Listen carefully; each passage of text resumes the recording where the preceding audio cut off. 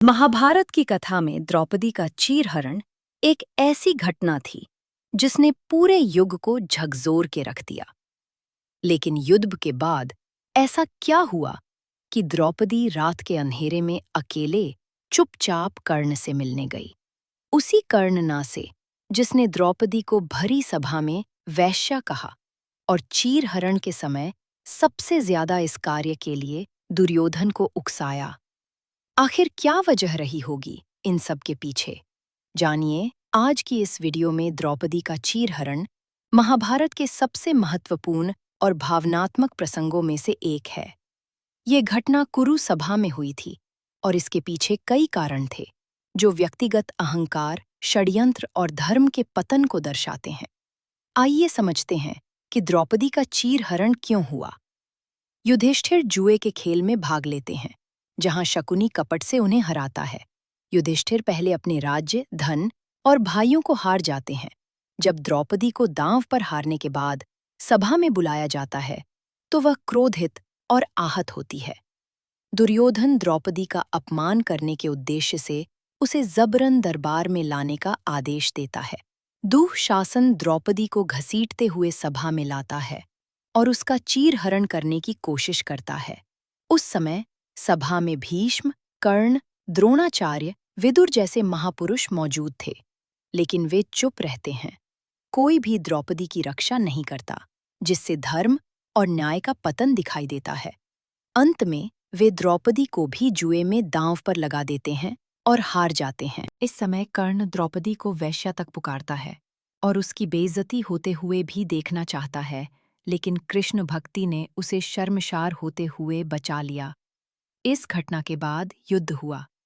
युद्ध के दौरान द्रौपदी को ज्ञान हुआ कि कर्ण कुंती पुत्र है और उनके ज्येष्ठ हैं। एक रात जब द्रौपदी ने कृष्ण से पूछा कि वो कर्ण से अकेले मिलना चाहती है, तब कृष्ण ने उन्हें रोका और कहा, उससे क्यों मिलना चाहती हो जब उसने तुम्हारे साथ इतना बुरा बर्ताव किया? तब द्रौपदी ने कहा, मेरे कुछ ऐसे प्रश्न हैं जिनका जवाब केवल कर्ण दे सकता है। कृष्ण ने कहा, जाओ दोस्तों, आपको बता दे। कर्ण के शिविर में जब द्वारपाल कर्ण को सूचित करता है कि द्रौपदी उससे मिलने अकेले आई है, तब वो चौंक जाता है। वो उन्हें आदर सहित अंदर आने को बोलता है। द्रौपदी को देख के ना तो कर्ण क्रोधित होता है, ना ही प्रसन्न। उसे बस प्यार भरी नजरों से देखता है। द्रौपदी कर्ण से पूछती, हाँ कि उस दिन तुमने मुझे वैश्या क्यों कहा? क्या तुम्हारी नजरों में मेरा इतना ही मान है? तब कर्ण ने कहा, अगर स्वयंवर में तुम मुझे न ठुकराती तो मैं ये कभी न कहता।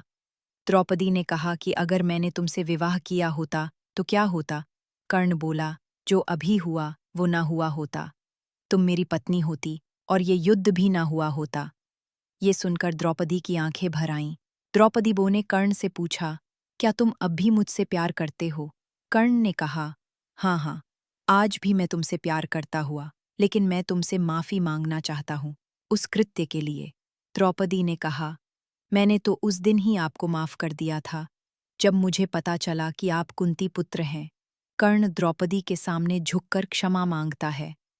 द्रौपदी कहती है कि आप अधर्म का साथ छोड़ दें और पांडवों की तरफ आ जाएं। तब कर्ण ने कहा, अब बहुत देर हो चुकी है, मैं अपने मित्र को दिया वचन नहीं तोड़ सकता। कर्ण ने द्रौपदी से कहा, आज जो मांगना हो मांग लो। द्रौपदी ने कर्ण से पांडवों का जीवन मांगा। कर्ण ने कहा, मेरा वचन है कि मैं अर्जुन के सिवा किसी पांडव की जान नहीं लूंगा। द्रौपदी ये सुनकर रोते रोते शिविर से बाहर निकल आई।